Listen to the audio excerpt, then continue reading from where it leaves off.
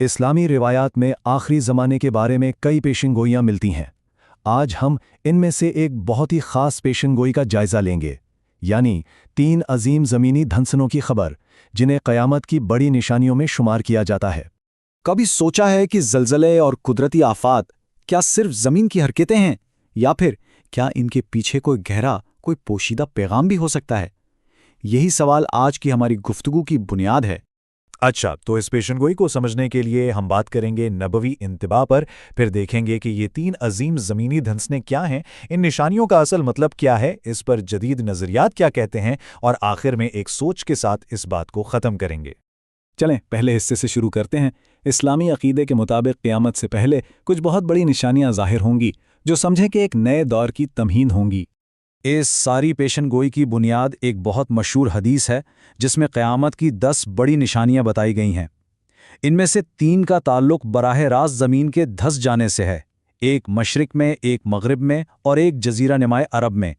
यही आज हमारे तज्ज़िये का मरकज़ है।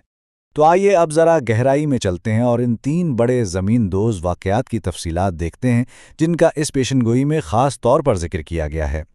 यहाँ एक लफ्ज़ बहुत अहम है, ख़स्फ़। अरबी में ये लफ्ज़ किसी छोटे मोटे ज़मीनी कटाव के लिए इस्तेमाल नहीं होता, नहीं, बल्कि इसका मतलब है एक बहुत बड़े, गैर मामूली और तबाहकुन पैमाने पर ज़मीन का धंस जाना। पेशेनगोई के मुताबिक ये 3 अलग अलग जोग्राफियाई मकामात पे होगा।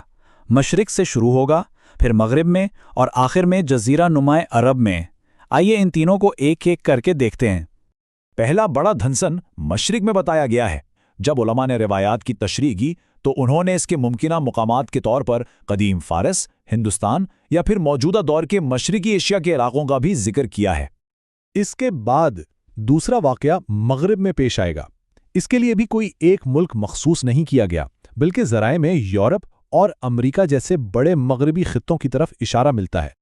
और फिर आखिर में तीसरा और सबसे अहम ज़मीनी धंसन जज़ीरा नुमाए अरब में होगा। इसकी अहमियत इसलिए बहुत ज़्यादा है क्योंकि ये इस्लाम का मरकज़ है, जो इस वाक़े को ख़ास मानी देता है। अच्छा, तो हमने ये जान लिया कि ये वाक़यात क्या हैं, लेकिन अब सवाल ये उठता है कि इनका मकसद क्यों है।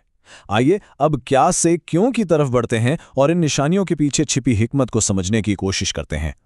देखें, इस्लामी नुक्ता नज़र से ये वाक़यात सिर्फ तबाही फैलाने के लिए नहीं है, बल्कि इन्हें इंसानियत के लिए एक तरह का इलाही इंतबाह समझा जाता है, तौबा की तरफ एक पुकार और इस बात की याद दहानी कि ये दुनिया फ़ानी है। एक और रिवायत तो इन वाक़यात को माशरे में फैलने वाली इख़लाक़ी गिरावट से जोड़ती है, यानी जब गाने बजाने, मौसीकी के आलात और नशावर चीज़ें आम हो जाएंगी। इससे ये इशारा मिलता है कि ये आफ़ात महज इत्तिफ़ाक़ी नहीं होंगी। अब इस पेशेनगोई को ज़रा बड़े तनाजुर में देखते हैं, यानी क़यामत की तमाम निशानियों के बीच ये कहाँ खड़ी है और आज के दौर में लोग इसके बारे में क्या सोचते हैं। जैसा कि यहाँ देखा जा सकता है, ये तीनों धंसें क़यामत की 10 बड़ी निशानियों में से सिर्फ 3 हैं। इनके साथ दज्जाल का ज़ुहूर, धुआं और सूरज का मग़रिब से निकलना जैसी दूसरी बड़ी निशानियां भी हैं।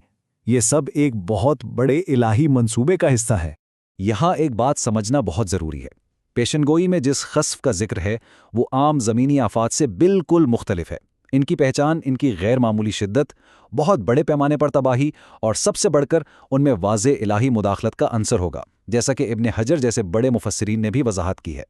कोई जदीद मुफक्किरीन ने हाल ही में होने वाली बड़ी आफ़ात को उन पेशेनगोइयों से जोड़ने की कोशिश की है, जैसे 2004 के सुनामी को मशरिक़ की निशानी और समंदरी तूफ़ान कटरीना को मग़रिब के निशानी से ताबीर किया गया।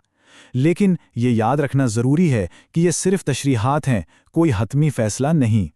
तो इन तमाम तफसीलात के बाद इस सब का ख़त्मी नतीजा और असल पैगाम क्या है? इन तमाम पेशेनगोइयों का असल मकसद खौफ फैलाना नहीं, बल्कि रूहानी तौर पर बेदार करना है।